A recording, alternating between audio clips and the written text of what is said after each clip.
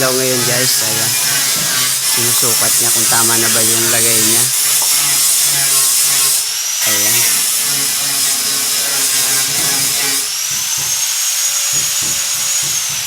Kasi dapat nasa tamang linya rin siya. Hindi magkamali. Ayun. Yung isa. Okay na yung isa. At yung pangalawa okay na rin. Ayun. Gumagana na guys. Ito yung pinaka-kwarto niya. Ayun. Hindi makalat pa.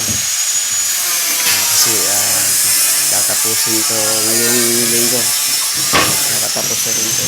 Maglalagay na ako ng salamin. Papalagay na ako ng salamin kasi kailangan na rin eh. Kinukulang yung customer namin dito. Ayan.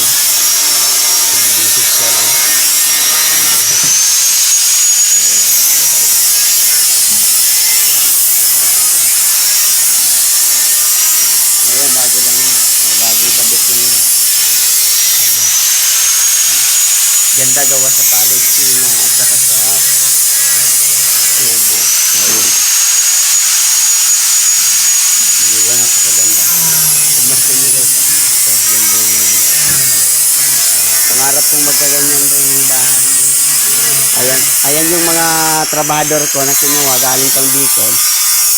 Ayan.